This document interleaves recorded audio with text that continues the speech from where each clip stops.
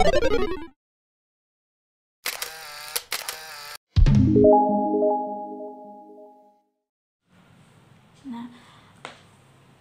panggul merupakan salah satu faktor yang berperan penting dalam proses persalinan. Nah, anatomi panggul manusia ini sangat penting dikuasai oleh bidan. Kenapa? Karena anatomi panggul ini sebagai bekal, sebagai salah satu persyaratan penting dalam memahami proses persalinan. Dengan kita memahami anatomi tulang panggul atau anatomi jalan lahir atau anatomi pelvis dengan baik, maka kita sebagai bidan dapat melaksanakan asuhan kebidanan pada ibu bersalin dengan paripurna. Pada pembahasan kali ini, saya akan menjelaskan tentang anatomi panggul atau anatomi pelvis. Tulang panggul terdiri atas bagian keras. Bagian keras itu terbentuk oleh tulang-tulang. Nah, jadi bagian keras ini terbentuk oleh tulang-tulang dan bagian lunak. Bagian lunak itu terbentuk oleh otot-otot ligamentum, ya.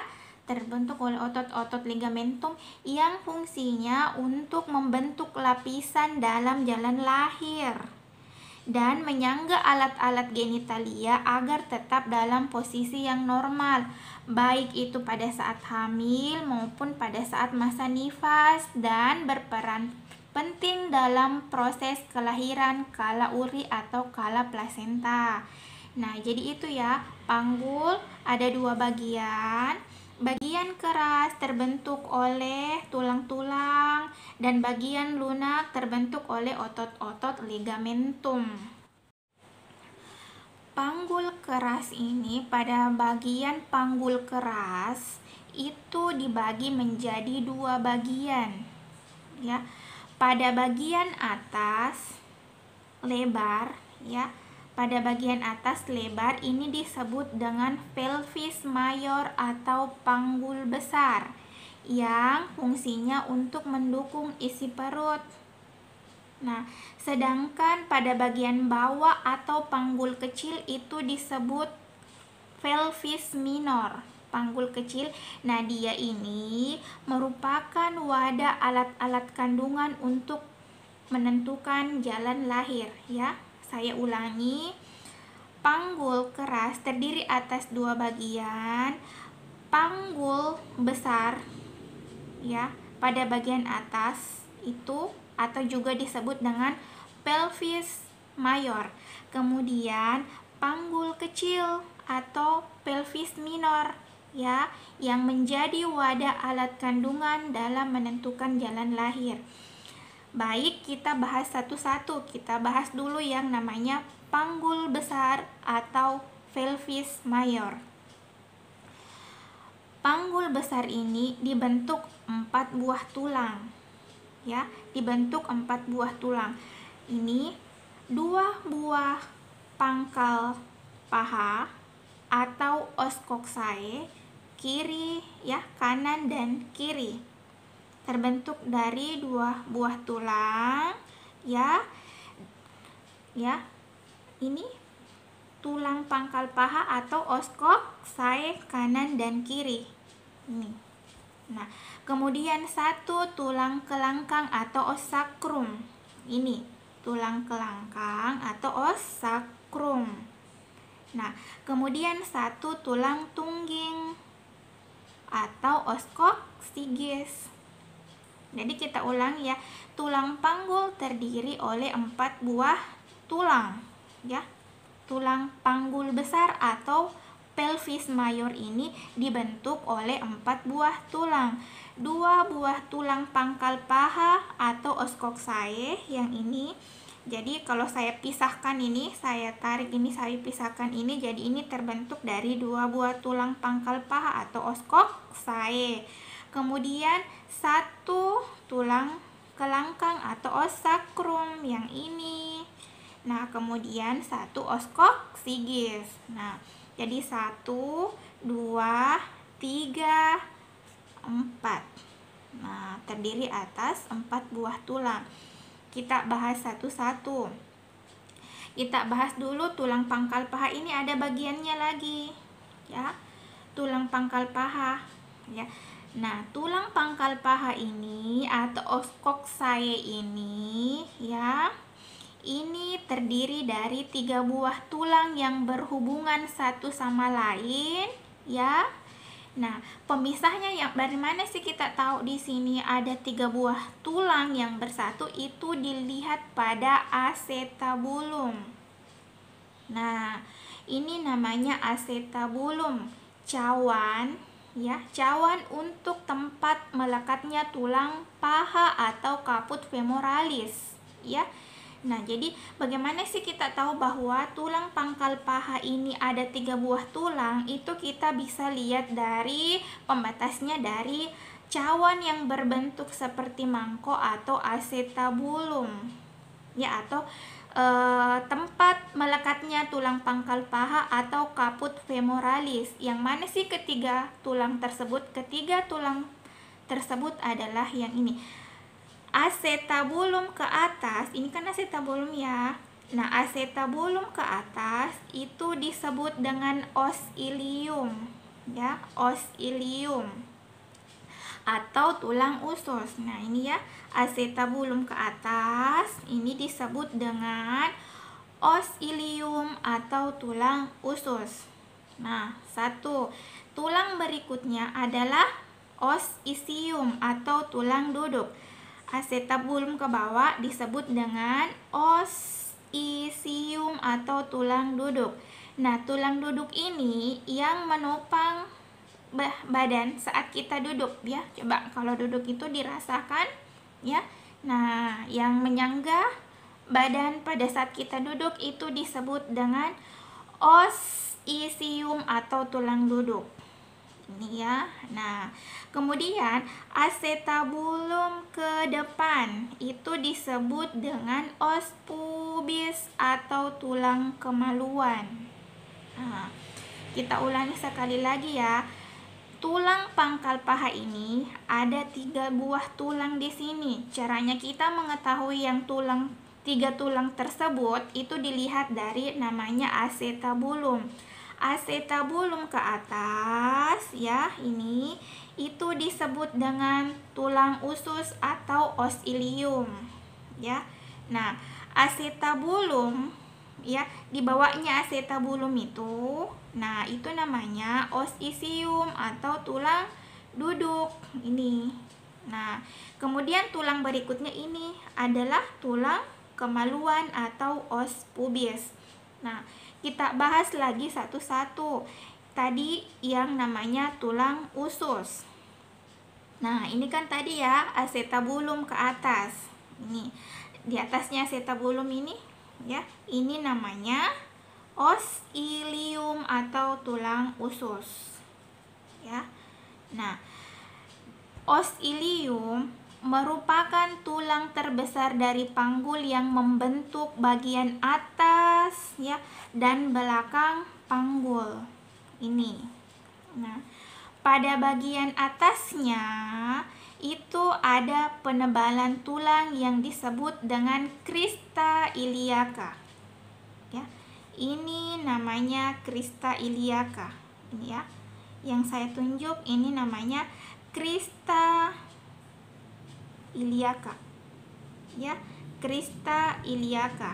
Nah, di bagian depan, ujung depan dan bagian belakang crista iliaca itu, ya, terdapat sebuah tonjolan pada tulang. Nah, tonjolan pada tulang itu disebut dengan spina, ya. Ini namanya, ya. Jadi namanya spina iliaca anterior superior, ya. Supaya gampang diingat, ya. Anterior itu di depan, ya, sama dengan di depan. Posterior itu sama dengan di belakang. Di atas itu namanya superior, di bawah itu namanya inferior. Ya. Nah, ini tadi tonjolan pada kristal iliaka itu tulang namanya spina iliaka. Nah, ini namanya spina iliaka anterior superior. Kenapa? Karena dia kan berada di depan. Depan itu namanya anterior. Ya, dan karena dia di atas, jadi dia superior. Jadi ini namanya spina iliaka anterior superior, ya. Nah, kemudian sedikit ke bawahnya itu terdapat lagi tonjolan pada tulang yang dinamakan spina iliaka anterior inferior. Ya. Nah, ini tadi anterior. Spina iliaka anterior superior karena dia di atas dan dia di depan. Karena dia di depan dan dia di atas, jadi kita sebut spina iliaka anterior superior. Pada bagian bawahnya, sedikit ke bawah itu terdapat lagi tonjolan pada tulang yang disebut spina iliaka anterior inferior. Ya, spina iliaka anterior inferior, dia di depan dan dia di bawah. Supaya mudah diingat. Jadi makanya namanya spina iliaka anterior inferior. Nah, pada bagian belakang ya terdapat sebuah tonjolan pada crista iliaca. Ya, pada bagian belakang.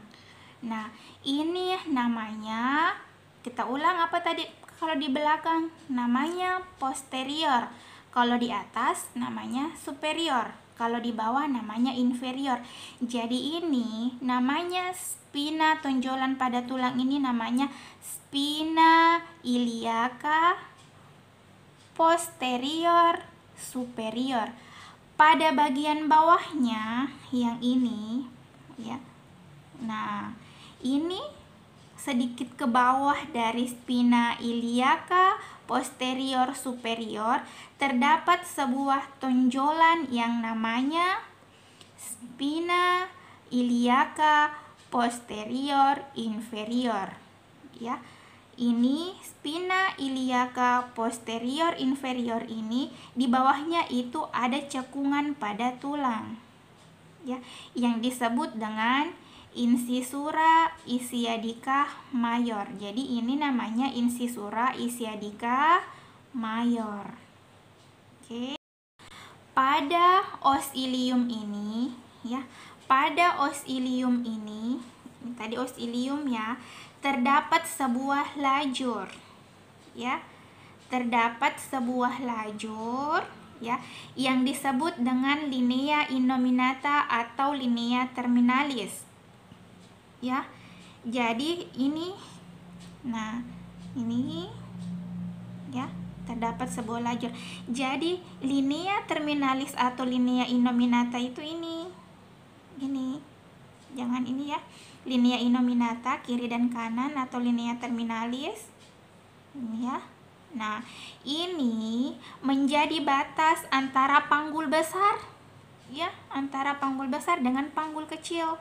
Ya, jadi kalau kita mau membedakan yang mana sih panggul besar dan yang mana panggul kecil, kita lihat dari linea innominata ini ya, atau linea terminalis ini ya. Nah, dia ini menjadi pembatas antara panggul besar dan panggul kecil. Pada os ilium ini, kiri dan kanan tulang usus ini terdapat tulang yang disebut dengan fossa iliaca. Jadi ini fossa iliaca ya. Nah, fossa iliaca. Nah, sekarang kita bahas tulang duduk. Nah, masih di os ya, masih di os ilium. Kita bahas namanya ini, tulang duduk atau os isium. Nah, os isium ini terdapat di bagian bawah tulang usus ini. Nah, ini yang menopang berat badan kita saat duduk. Acetabulum ke bawah ya, namanya os isium atau tulang duduk. Oke, nih.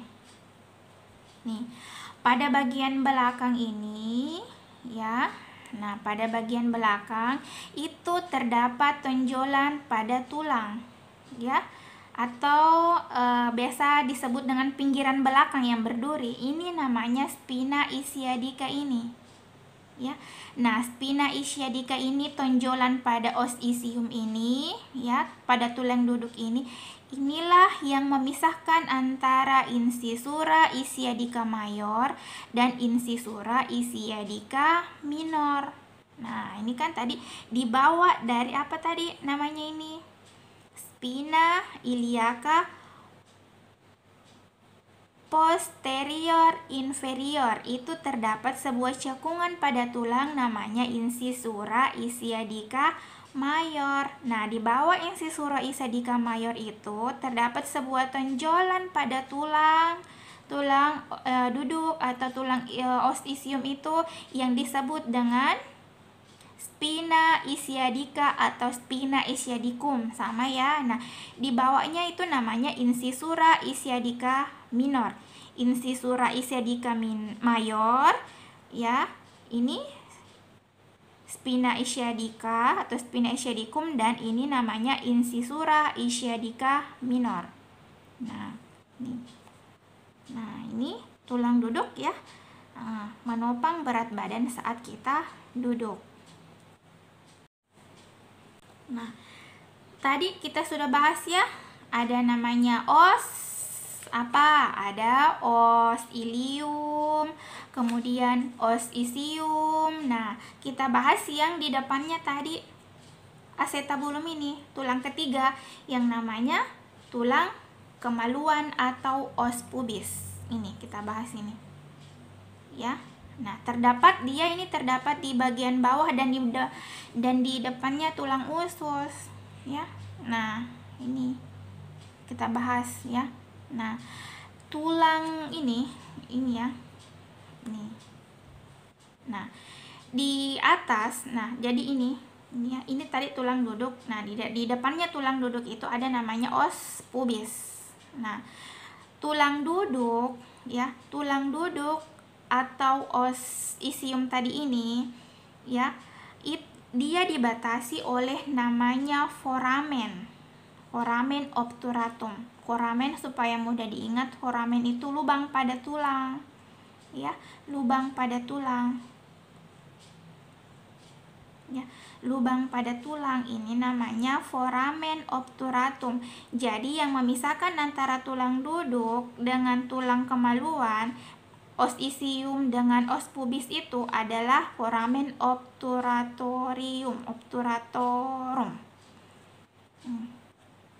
Nah, ini ya. Nah, tangkai tulang kemaluan. Nah, ini disebut dengan tangkai tulang kemaluan. Nah, ini tangkai tulang kemaluan nih, yang menghubungkan antara os os ilium ya, os ilium dengan os pubis ini disebut dengan ramus superior osis pubis. Ini ramus superior osis pubis. Atas, ingat ya, kita tadi sudah membahas superior itu di atas. Ini namanya ramus superior osis pubis ya. Jadi tangkai tulang kemaluan yang menghubungkan antara os pubis dengan os ilium tadi ya, nah disebut dengan ramus superior osis pubis. Nah, sedangkan tulang kemaluan ya, tangkai tulang kemaluan yang menghubungkan antara os pubis dengan tulang duduk ya, dengan os isium itu disebut ramus, kalau bawah apa? Inferior kan, jadi namanya ramus inferior osis pubis. Nah, foramen obturatum ini memisahkan antara ramus superior osis pubis dengan ramus inferior osis pubis. ya. Nah, kemudian ramus inferior osis pubis kanan dan kiri itu membentuk arcus pubis. Nah, nih. Jadi ini namanya arcus pubis. Ini membentuk arcus pubis. Nah, jadi tangkai tulang kemaluan, ya, ramus inferior osis pubis kanan dan kiri itu membentuk arcus pubis. Nah, jadi ini disebut dengan arcus pubis. Nah, masih di os pubis, ya, tulang kemaluan. Nah, tulang pangkal paha kiri dan kanan, ya, itu disatukan atau dihubungkan oleh namanya simfisis pubis. Nah, jadi ini namanya simfisis pubis. Nah, tangkai tulang kemaluan, ya, kiri dan kanan ini, ya, ini tulang pangkal paha kiri dan kanan itu dihubungkan oleh namanya simfisis pubis. Ini namanya simfisis pubis. Nah, sekarang kita pindah di bagian tulang kelangkang atau os sacrum. Nah, kita bahas lagi yang namanya os sacrum. Ini ya, ini os sacrum. Tadi ini kan tulang pangkal paha, tulang usus kita sudah bahas. Nah, sekarang kita bahas lagi namanya os sacrum atau tulang kelangkang. Nah, tulang kelangkang ini, tulang os sacrum ini, ya, berbentuk segitiga. Jadi bentuknya ini kayak berbentuk segitiga, melebar di atas dan mengecil ke bawah, ya, meruncing ke bawah. Nah, tulang sacrum ini terletak di sebelah belakang antara dua pangkal paha. Ini tadi dua pangkal paha. Nah, os sacrum ini terletak di bagian belakang, ya, antara kedua pangkal paha. Nah, bagian os sacrum ini itu terdiri dari 5 ruas tulang yang bersatu. Jadi yang kita tunjuk ini, yang melebar di atas meruncing ke bawah ini, ada di sini 5 ruas tulang yang bersatu atau 5 ruas tulang yang bersenyawa. Bagaimana caranya kita tahu ini ada 5 ruas tulang yang bersatu? Kita lihat ini ya. Nah, tulang pertama 1, tulang kedua, ya. Nah, tulang ketiga, tulang keempat, tulang kelima, atau ini, ya, terdiri dari 5 ruas tulang yang bersatu. Supaya mudah diingat, hitung saja lubangnya. Hitung, ya. 1, 2, 3, 4, 5, ya. Nah, jadi di sini di os sacrum ini ada 5 ruas tulang yang bersenyawa yang bersatu. 1, 2, 3, 4, 5.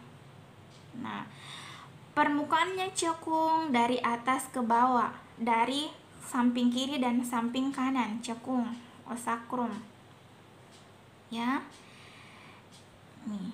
Nah, pada bagian kanan dan kirinya itu, ya, terdapat sebuah lubang saraf, ya. Jadi kalau dilihat itu, nah, lubang-lubang ini dilalui oleh urat saraf. Ini lubang-lubang urat saraf yang disebut dengan saraf Frankenhauser atau pembuluh darah kecil, atau disebut dengan foramina sacralia anterior, foramina sacrali anterior. Anterior kan tadi depan. Nah, kalau kita lihat dari belakang itu disebut dengan foramina sacralia posterior, ya. Nah, pada bagian belakang dari os sacrum ini terdapat sebuah cuat-cuat duri, kayak berduri, ya. Nah, ini disebut dengan crista sacralis, ya. Ini disebut dengan crista sacralis. Pada bagian atasnya ini berhubungan dengan tulang ini. Nah, ini berhubungan dengan ruas tulang pinggang, ya. Nah, pada bagian osakrum ini terdapat sebuah tonjolan pada tulang, ya. Ini terdapat sebuah tonjolan pada tulang. Jadi bukan ini ya, ini yang berhubungan dengan ruas tulang panggung, tulang pinggang, ya. Nah, ini bagian-bagian depannya ini disebut dengan tonjolan pada tulang. Nah, ini yang menonjol ke depan ini disebut dengan promontorium. Promontorium ini sejajar dengan tepi atas panggul. Tonjolan pada tulang ini disebut dengan promontorium.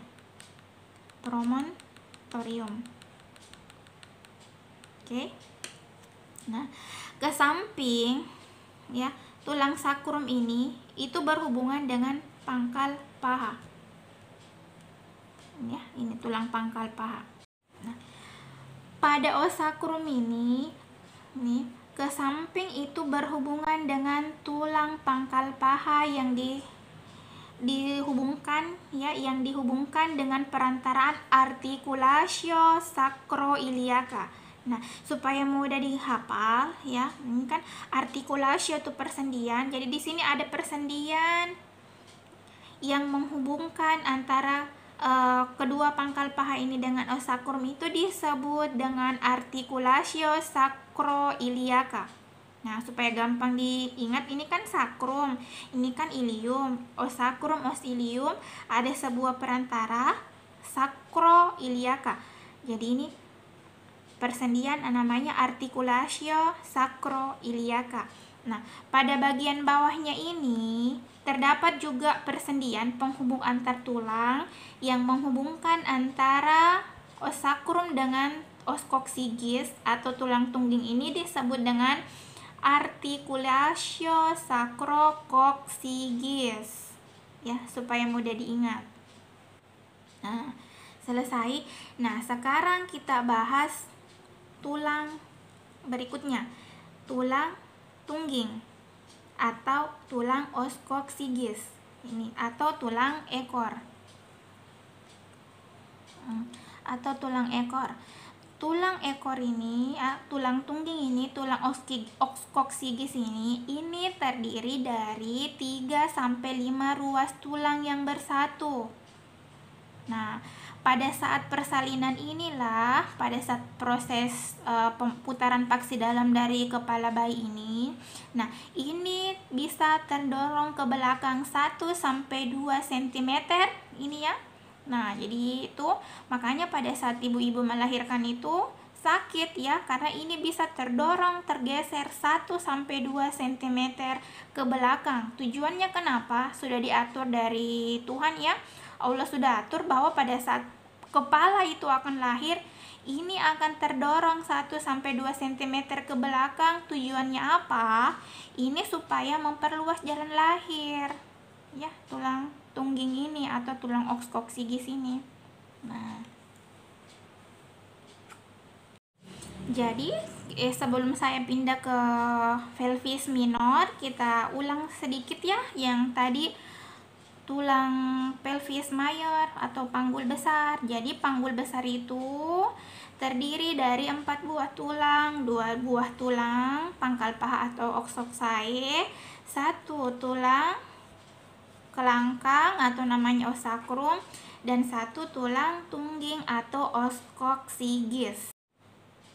Nah, sekarang kita pindah namanya pelvis minor atau panggul kecil.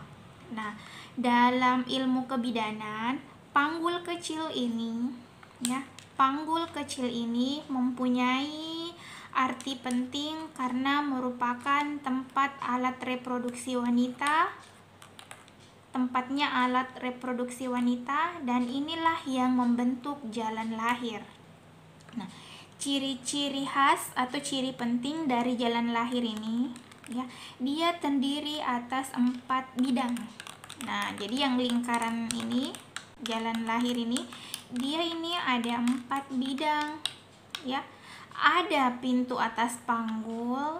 Nah, ini pintu atas panggul, bidang luas panggul, bidang bidang sempit panggul dan pintu bawah panggul. Kita pelajari satu-satu ya, kita lihat satu-satu. Yang mana sih itu pintu atas panggul? Ya.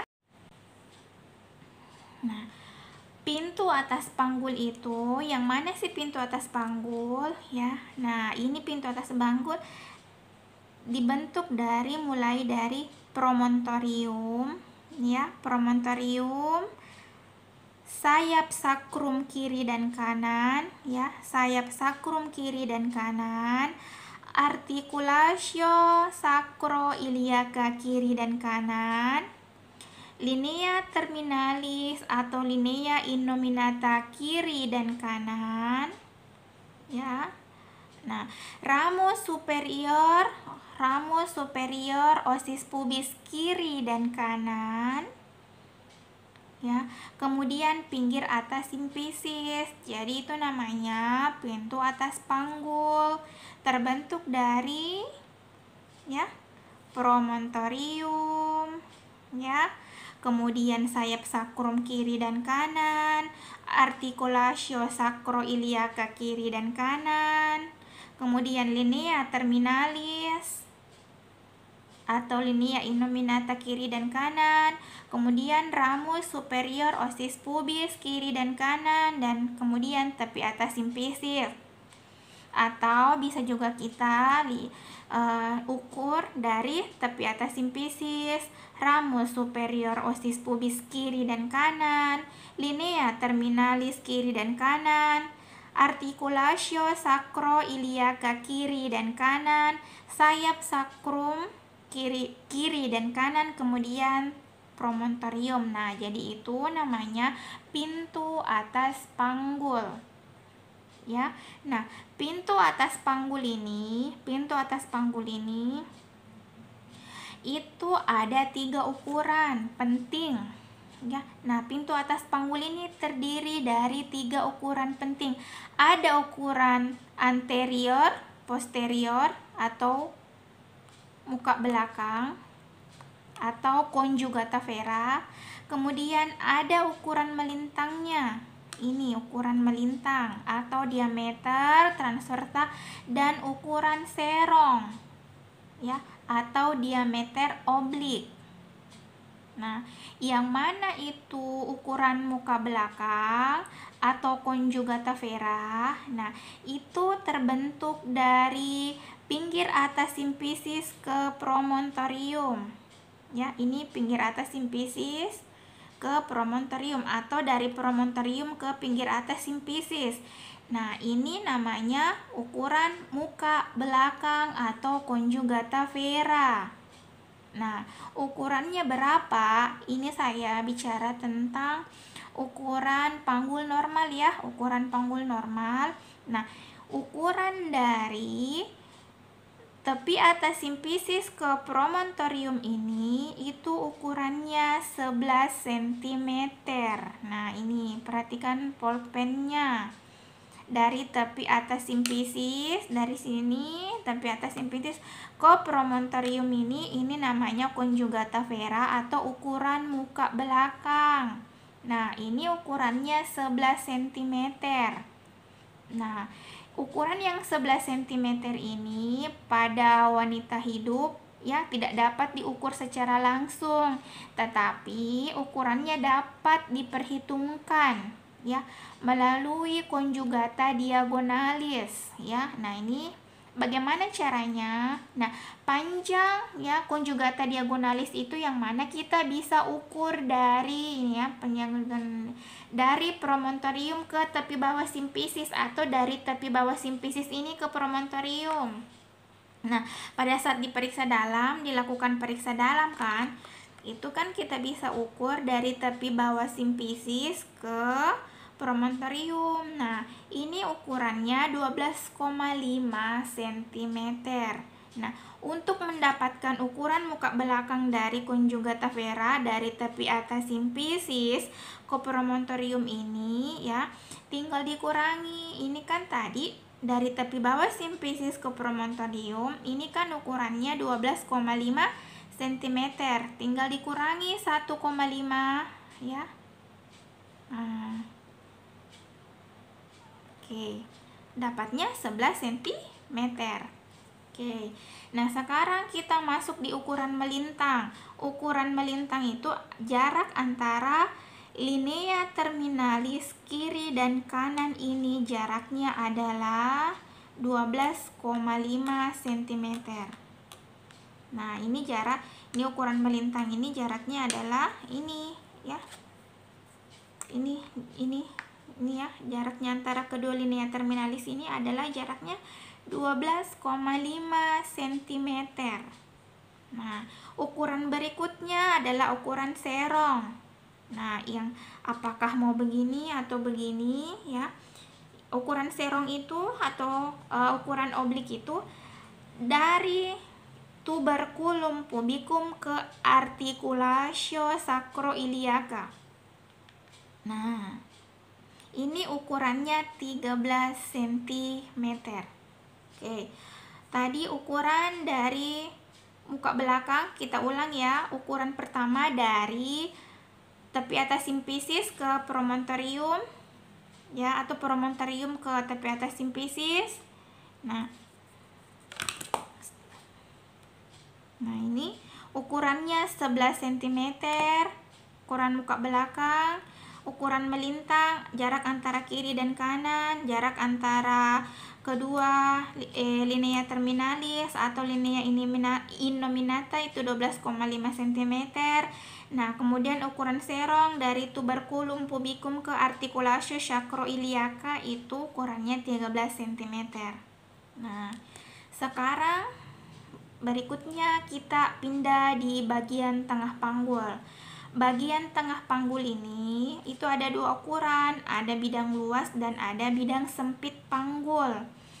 Yang mana ukuran bidang luas panggul itu? Pertama kita harus tahu dulu yang mana bagian luas. Bagian luas itu dibentuk dari pertengahan simfisis pubis ke pertengahan acetabulum. Acetabulum ini tadi kan, acetabulum. Nah, ke pertengahan antara luas sakral 2 dan 3. Kita ulang, yang mana sih bidang luas panggul itu? Dari pertengahan simfisis ke pertengahan acetabulum ke pertengahan sakral 2 dan 3 yang ini. Ini sakral 2 dan 3. Nah, ini kan sakral 1, ini sakral 2, lihat lubangnya ya. Dan ini sakral 3. Nah, pertengahan dari sakral 2 dan 3, pertengahan dari sakral 2 dan 3 itu ini. Yang saya beri ini, pertengahan sakral 2 dan 3. Nah, pertengahan sakral 2 dan 3. Nah, itu adalah bidang luas panggul. Bidang luas panggul dari pertengahan simfisis ke pertengahan acetabulum kiri dan kanan, kemudian ke pertengahan sakral 2 dan 3. Nah, kenapa sehingga dia disebut bidang luas panggul? Karena dia memang ukurannya luas, karena dia sakral 2 dan 3 itu pas kena pertengahan sakral 2 dan 3 itu melengkung. Ya, jadi dia luas. Nah, ukurannya juga ada ini ya. Dia juga mempunyai ukuran. Nah, ukuran muka belakang dari pertengahan simfisis pubis ke pertengahan antara sakral 2 dan 3 ini. Nah, jadi ukuran muka belakang itu ukurannya 12,75 cm. Nah, jadi ingat ya, dari pertengahan simfisis ke pertengahan sakral 2 dan 3 ukuran muka belakang ini itu panjangnya 12,75 cm. Nah, kemudian ukuran melintang, jarak antara kedua acetabulum ini ya, ukuran melintang, jarak antara kedua acetabulum itu panjangnya 12,5 cm ya. Nah, sehingga kalau kita di mekanisme persalinan normal ya. Pada bagian luas panggul ini ketika kepala bayi akan lewat itu tidak banyak menimbulkan kesukaran karena kenapa dia ukurannya luas. Nah, sekarang kita masuk di bidang sempit panggul. Nah, tadi pertama pintu atas panggul, yang kedua bidang luas yang pertama tadi bidang sempit panggul, bidang pintu atas panggul, pintu atas panggul, yang kedua bidang luas panggul. Nah, sekarang yang ketiga kita belajar yang mana bidang sempit panggul.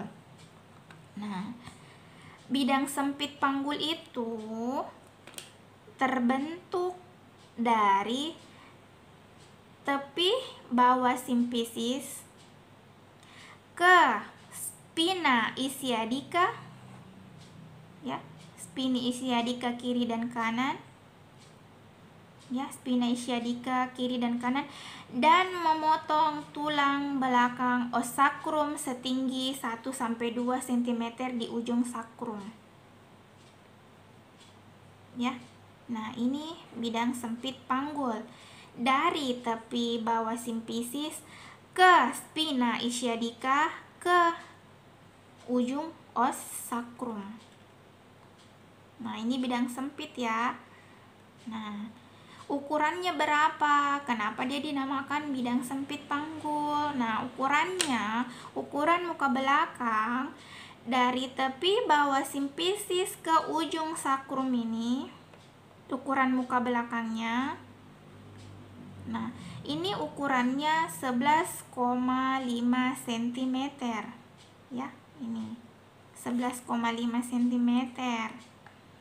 Nah, kemudian ukuran melintangnya ini jarak antara kedua spina ischiadica, ya, kedua spina ischiadica. Nah, ini ukuran melintangnya ukurannya adalah 10 cm. Makanya dia dinamakan bidang sempit panggul karena inilah jalan lahir yang paling sempit, ukurannya 10 cm, ya. Kalau kita belajar dari atas tadi ini, ya, ukuran melintangnya bidang pintu atas panggul ini kan 12 cm, ya, 12 cm. Masuk di ini bidang luas, ukuran melintangnya adalah 12,75 cm, ya. Nah, 12,75 cm, ini 12,75 cm, ini 12,5. Jarak antara kedua acetabulum ini 12,5. Nah, ini 10 cm. Jadi makanya dia dinamakan bidang sempit panggul, ya. Ini dia ukurannya 10 cm. Nah, bidang sempit ini disinilah yang merupakan titik putar dari pintu atas panggul menuju pintu bawah panggul. Kalau kita nanti belajar mekanisme persalinan, disinilah terjadi putaran paksi dalam. Kenapa kepala bayi mengadakan putaran paksi dalam di sini? Karena di sini dia melewati bidang sempit panggul. Jadi bayi itu pintar ya, dia berputar di sini. Nanti kita belajar mekanisme persalinan. Nah, kemudian kita masuk di ukuran terakhir, yaitu pintu bawah panggul. Yang mana sih pintu bawah panggul? Nah, kalau pintu bawah panggul itu dia dia bukan lingkaran kayak tadi. Pintu bawah panggul itu kalau kita belajar pintu atas panggul sampai bidang sempit panggul itu kita melingkar ya, dari sini ke sini, ke sini ke sini. Nah, kalau pintu bawah panggul itu dia bukan merupakan lingkaran kayak tadi, tapi dia merupakan sebuah bidang, ya, sebuah bidang yang berbentuk segitiga. Jadi caranya kita mengetahui yang mana pintu bawah panggul itu, kita lihat ini, kita lihat tulang duduk ini. Nah, dia berbentuk, dia ada dua segitiga. Jadi pintu bawah panggul itu terdiri dari dua bidang, yaitu segitiga depan dan segitiga belakang. Caranya kita tahu yang mana segitiga depan dan segitiga belakang, itu kita lihat dasarnya sama ini. Nah, ini. Segitiga depan itu membentuk arkus pubis. Nih, segitiga kan? Nah, membentuk arkus pubis, dasarnya sama, tulang duduk, tuber ischiadicum. Nah, ini segitiga belakang. Nah, ini segitiga belakang. Ya. Segitiga depan, segitiga belakang, dasarnya sama, tulang duduk, tuber ischiadicum. Ya. Segitiga depan membentuk arkus pubis. Ya. Segitiga depan ini adalah arkus pubis, segitiga belakang itu adalah ada ligamentum sacrotuberosum, segitiga belakang. Ya. Nah, ukuran-ukuran dari pintu bawah panggul. Nah, ukuran-ukuran dari pintu bawah panggul ini. Nah, ada ukuran muka belakang. Ukuran muka belakangnya itu dari tepi bawah simpisis, ya, dari tepi bawah simpisis menuju ke tulang kelangkang, ya, tulang kelangkang atau ujung oksakrum ini panjangnya 11,5 cm. Ya, ukuran melintangnya jarak antara kedua tuber ischiadicum atau tulang duduk kiri dan kanan ini panjangnya 10,5 cm. Nah, kemudian ukuran sagittalis posterior. Ukuran sagittalis posterior itu yang mana? Dari ujung tulang kelangkang. Ya. Nah, dari ujung tulang kelangkang ini ke pertengahan. Ke pertengahan di sini, ya. Pertengahan. Nah, pertengahan ini, nah, itu adalah ukuran sagittalis posterior dibagi 2, ya. Nah, ini. Oke. Sampai ketemu lagi di pertemuan berikutnya. Semoga apa yang kita pelajari pada kesempatan kali ini bisa ada manfaatnya. Bye-bye. See you next. Assalamualaikum warahmatullahi wabarakatuh.